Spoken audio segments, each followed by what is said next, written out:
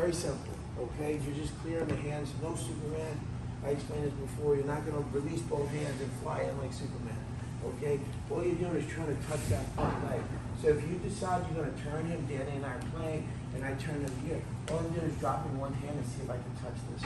If I can touch it, this is exactly where we are, then this hand comes down, okay? Because I wanna follow my body in and I'm gonna train.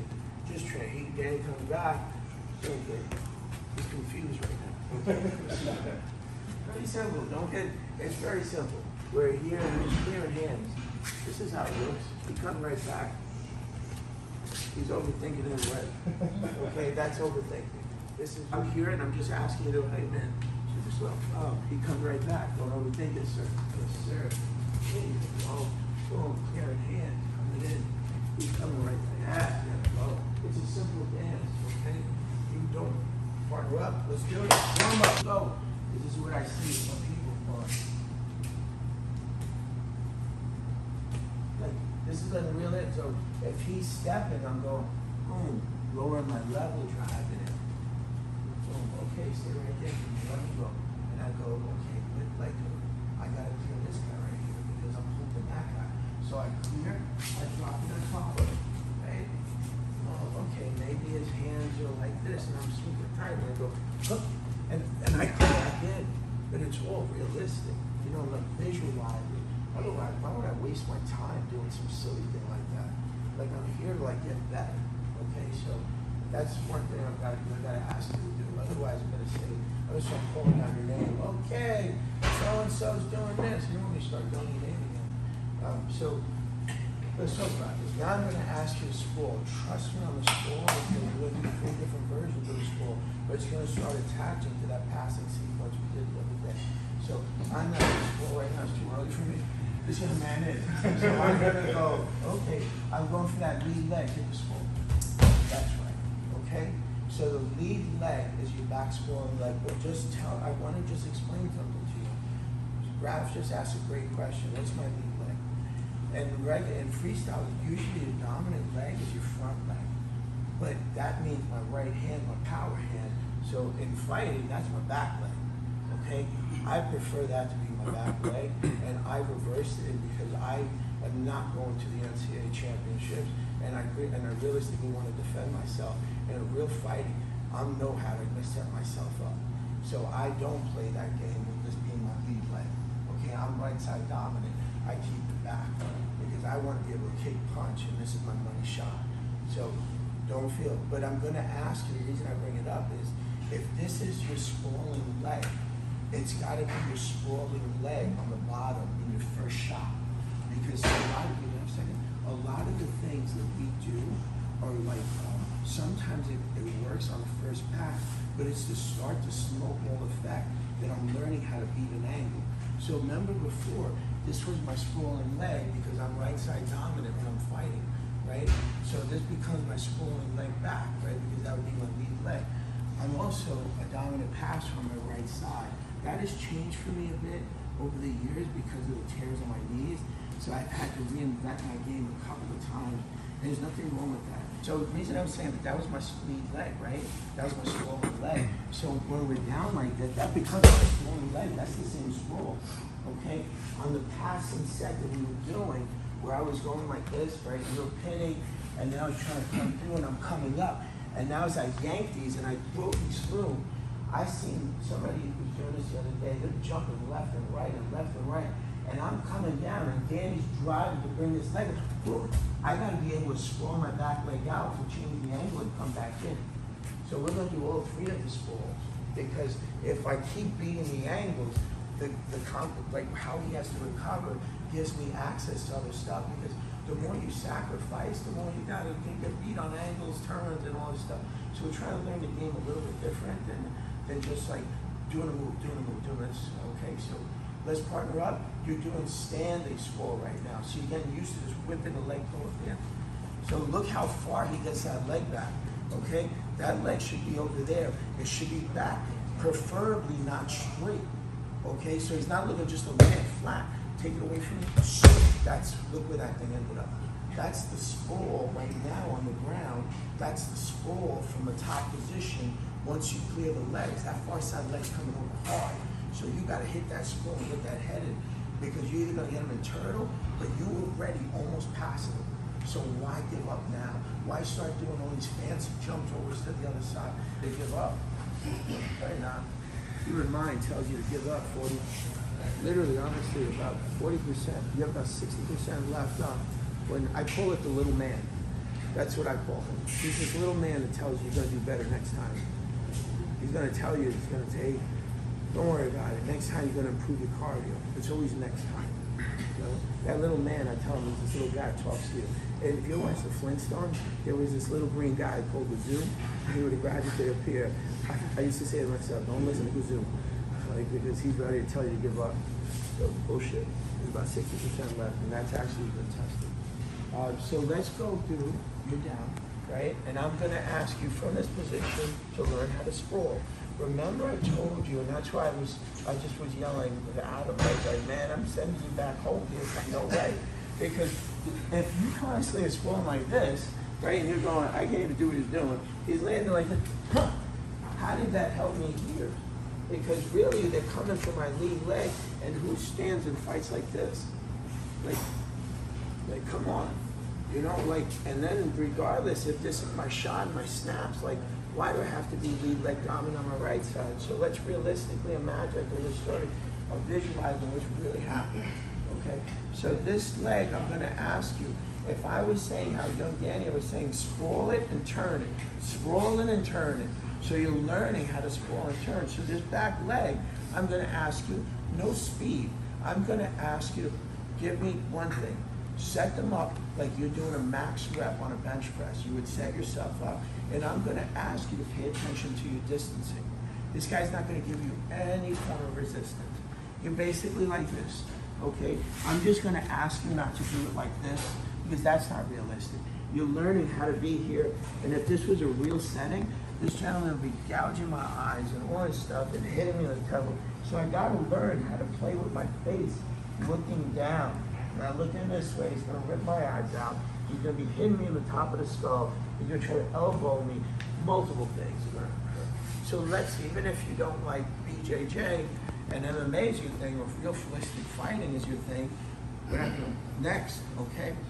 What ends up happening, you'll telegraph your moves sometimes. He doesn't know if you're sprawling left or right, but now you start going like this, right? Or you start ducking your head down like, now you're telegraphing it again that you're going that way. And then lastly, I don't want to get into it, but you're going to break the spinal cord line, and now you're going to curve the spinal cord, and now he's going to access to the blade of the spinal cord, and then he's going to manipulate these muscles in my neck, then my whole body's got to follow where this goes. And so there's ultimately multiple layers. You can argue them all.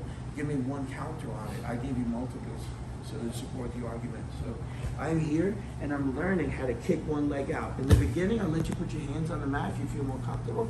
I'm looking for distance. So maybe in the beginning, I may land like this, okay?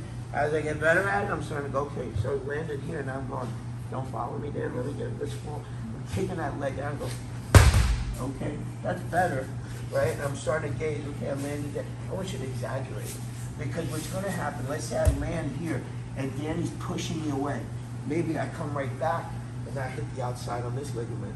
But look at the angle, because I might sprawl this again if I need to come even higher on you. Because I'm not gonna give you a set look again where you square up on me, right? So I beat you on a big sprawl. So now, for these next couple of minutes, I'm gonna ask you to learn how to sprawl. I keep one of those things. I'm gonna ask you not to look down, because you gotta trust you will find. So I'm gonna ask you, let's say I hit the sprawl, boom, and I'm here. I'm not gonna start curving my spinal cord down, because Danny will frame on me, and now, either if I leave that hand behind, he's gonna take it. If he's good and also physically, he can dominate me by my neck. And then what's the worst case scenario? I gotta rip out, and now he's gonna recover this leg. So I gotta understand like everything this gentleman wants to do, how he wants to react. So I have to anticipate everything. So I'm never gonna break my spinal cord line, meaning I'm not gonna cover this. My line stays straight no matter what. Okay, I move as a package. I've hit the sprawl. I don't show you my neck. I don't look down. I trust that I will find. I have my elbow. I have my knee to collect. but I am not gonna stop driving because I may be driving so hard up here that I shelved on the inside, and now I can hit the sprawl again because I recocked the leg that I could hit that sprawl really up in there in that quadrant, or I can shelve this to any form of a heel hook, or I can just shelve this to bring this inside to establish my side control. I describe those storylines so you understand this bigger picture, because if I do this, then you go, shit, I need to learn that sprawl. I can really beat this guy like consistently off that sprawl. Let's partner up. You're hitting the sprawl, and you're giving me as much as one at a time, no speed, just going in. Am I kicking the leg out as a pendulum? Am I really getting over there? Am I keeping my spinal cord tight? Am I constantly feeling this tightness here? This thing should be locked in so that when I hit my sprawl, I don't want him shrimping away from me. I want to feel this. So I shouldn't be loosey-goosey with no connection, because I may hold the hip line as I clear, as he comes out. If I'm holding tight, I'm holding tight my position. My arm didn't do anything other than slide down, that I could drop knee, flare knee, come over to the other side. So I'm painting a bigger story for you. I'm gonna ask you to perfect these things, more for the goal towards the end of the year when we compete. So we're gonna add this to the other stuff with the feet manipulations and how are you gonna get over here? It can't be like this, right? It just can't be like that, because this right here is the reason you get over there. So you ever see those balls that, like, there's three balls and one goes boom, boom, and the ball in the center stays the same, right? This is the pendulum. So this kick out of this leg is incredibly important, because when you kick this out, it's almost like if you were laying down, you needed to get up quickly, you would do this, right? Throw your hands, right? So this leg can't just not kick, right? Because the more you kick it, so if I kick it, what I'm looking to do is create this like like J shape on the kick. So this is the pendulum, as I showed you with my hands coming up quickly. This is the pendulum that gets you over there. You just don't twist and lay on your hip and then think that you're gonna step over. This is about changing angles, okay? So I have to learn how to take this leg and kick it long and make that J shape. Because once in a slow motion set, if I kick this leg long, and now as it's making that J shape, as it's hitting the line with the second foot so they're lined up, that's when the other foot releases. So if I'm going, whoa, I'm landing it. I have to do faster to go live, but I'm going to keep up like this. So as I'm kicking this leg out, he's that pendulum to get me there. So if I was going slow, let's say hypothetically I already cleared it. As I'm landing here, and I'm exaggerating right now, as I'm landing here, this leg should have released earlier so that when we land, I'm over here, right? So that's why this leg, that's why they kind of don't resist this. But you can't do this. You can't go kick and go. Like, how did that leg, you just saw that back leg, there was no mule kick on that back leg.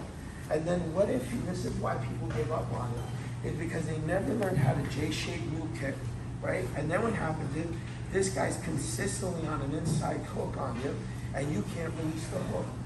Yeah, I know, but you don't kick the leg out, you leave the hook there. So you're not learning how to do it. So I'm gonna ask you, super slow, right? Remember Olympic athletes, remember visualization, all the things that I preached earlier. I'm here kicking out, going into a J shape, because as this thing follows me, if I was on the J shape, at some point, the impingement of that leg will release the bottom leg, right? Secondly is, if I get good at the mule kick, and mule kicking is not up in the air, okay? And I know sometimes you can ask your friend, could you record me? Because what you're thinking is happening in your head is not how we're seeing it. Because I'm asking you to kick this thing low, because I also might need this to get hooked on the mat, so that when I continue it, I've gotten so much propulsion and aggression, thrust on that back quad and the back glute, that when I kick it out hard on that J shape, I want to be able to have this thing get stuck. Not only get stuck from there as an impediment, but as the J shape keeps coming, I want to release this foot. That's changing the angle. Did I pass him? I don't know if I passed him. I don't really care. Right? I cared about changing your angle so that I could multiply shot I can recock the leg. I can hit that sprawl again. I'm here on the other side. So then that's why I say, like, man, the pattern's too deep for you. You don't understand what's happening. And that's what I'm looking for you to do. So go super slow. If you never, don't worry. If the goal is end of the year, so don't feel like you've got to do this now. It's better to collect this perfect, right? Perfect, right? Than chop this up like basically like this isn't gonna work. Okay. So let's partner up and try it again and have a visualization in your head. Let's go. So this really, I feed you this and I give you a long space because you gotta learn this. If you want to be an exceptional passer, you have to learn this. You have to. So this back leg, when you're here, I'm gonna stay out of the pocket for a second. This is what I see a lot of people do. They're like taking this leg and right from here going, right? And different forms of it. How do I clear this foot if I don't get into the habit of J-shaping this leg? So this is what I should be looking like. I'm here and I'm learning how to extend this leg out as far out as possible because that hook is following me, right? If I describe this whole context of where I was positioned and set right now, he's deep on that hook. He's trying to elevate me. So before I get my elevation, I don't want to start having a float past him or anything. I don't even go there. I want to beat him on this angle right now. He thinks he's sucking me into this vortex to yank me up and lift me. I know where I am right now. So I got to hit my sprawl right now. So I was here, and then I just said about the J shape. I'm here, and I'm kicking this thing out because I got to release that hip. So as I'm extending this guy as low as possible, and I'm exaggerating it, but you can see I went long, long, long. And now I'm going into that J shape. And in this transition point, when I hit here, is when I'm gonna keep my hands up, as when I'm hitting this on this gym. So I'm here, we're squared up, I'm imagining I'm here, and now I start kicking this guy out. I don't start transfer when he's here, he'll keep the hook. So something's gotta go, then it takes it all the way out.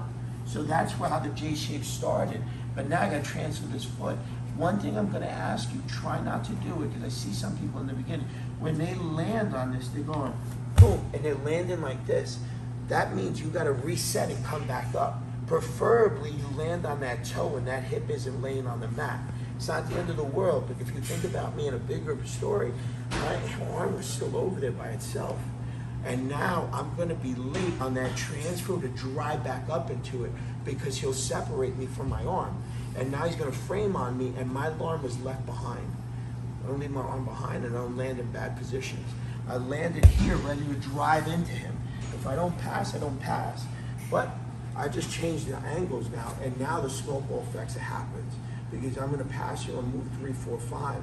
I didn't care if I didn't pass you there, but you were trying to suck me into this vortex. So I'm asking you to learn it where you lose like, hey, no resistance, just get J-shape. So I'm gonna ask you to do it again. But I'm going to ask you one thing, because I want to retouch what we did the other day. This is what we did the other day. We were here. So I'm going to ask you to hit one sprawl as a practice. This is just a drawing class. The other day, we were at this distance. We weren't so close, right? We weren't in that pocket. And I told you, this is how this happens. Come on. Right? We go clap hands. Hey, I'll do it again. Oh, that was good. All right. I passed already. Go back down. You saw I slipped that hand right now? Right? As we were here and he's grabbing, I just saw the opportunity. You didn't protect your toes. Your toes shouldn't have been there regardless. You didn't have any hooks, you left them out. It's exactly how this thing starts. I'm gonna imagine you were pulling my hand, if you remember how we just went like, and now he starts, I passed already. Go back down. He's going, I don't know what's gonna happen up here. You can have this arm, you can pull it any way you want, I don't really care. I pinned your leg. I told you this and this are the two things that I'm gonna hold position on. The rest is about swivels and pivots. So I went here. We're gonna imagine whatever you want to do with his arm, we're gonna imagine it didn't exist. So I pin, and the first thing I do is I flare my hip because I should have a perfect line of that instep on the center line. So as I flare my hip, the moment I hit the flare, this guy comes with me, my rear leg, and as I land it underneath me, I'm not stopping my drive to end up in a side control set. That's how we did it the other day. And then I said to you, this is how we're gonna drill it again. I said to you that you were here and me and him like this, and I go, I'm here, we're in a fight, and I'm going, he's trying to pull me. Go back down. I passed again already. You can't turn, you can't beat it. because once I position, it's your recovery leg. So as I flare it, and I'm gonna almost think that that's a door that I'm gonna barrel into right now, because I got position behind one, now I beat you on a 2 behind 1, now I hold your recovery leg, now I just gotta finish it off. But the one thing that you can do is you can either retract this leg high, which we're not gonna go there right now, or you can drop this guy inside to shield me. So if I was going live, you just realize I flared to drive, and I'm bringing my retracting leg to finish off the drive. But now you come in with this, because you just know that this is your recovery leg. This positionally, I've made my first wedge behind my shin. Mechanically, I've already progressed. I'm starting the progressions to like beat you, right? By wedges, frames, and all these things. So I come in here, and now he brings that recovery leg. So the moment I bring that recovery leg, I take this leg on the other side, because you showed me outside ligament. We said that's critical in how I view things. So as I drop this knee, all I'm gonna do is go and latch on to the outside of that kneecap. I told you, try your best not to expose the rear deltoid, because the rear deltoid, you give him a drive, and then I got to counter again a different way. So try your best not to expose the rear deltoid. I don't want to go through that recovery right now, but as I drop my knee, my first reaction is to cover these hips, because remember, this is his recovery leg, okay? Hopefully everybody remembered this. So I don't want to expose my rear delt. As I come through, this is his recovery leg. I want to beat that center pocket. So my trailing leg has one goal, to get between here. And I explained why. So as I just landed like this. So my trailing leg is going to come through the middle. Go slow with me. As he comes up, my trailing leg is here, because I don't want you to clear me to the other side. I also want to be able to throw this hook in the pocket. But if you do, and you come over the top, if my trailing leg was penetrating from the very beginning, then I was here trying to, this is where I was, I'm trying to block this from coming over, but you come over. So I counter the other way, so that I'm ready to go left or right on you. That's a good pool player, right? Because I didn't care. You were gonna dictate how I go. But I told you, we got pinned. I don't wanna go through any more of this detail. You should be coming to class, because we went over this the other day. So I'm gonna ask you to go pivot, bottom player. You know, on the second pivot, you gotta drop that knee to bring it in as a shield. That's Z-guard, that's knee shield recoveries, that's what he should do. So now I drop to the other side. On the drop, you should finish that pivot. You should have a goal of collapsing onto this outside ligament. You should have a goal of not showing your rear deltoid. You should have a goal of that rear trailing leg to penetrate the center. For what reason? I don't want him to clear me, number one. Number two, if he clears me, I got to counter the other way down the center line. Okay, guys, let's partner up.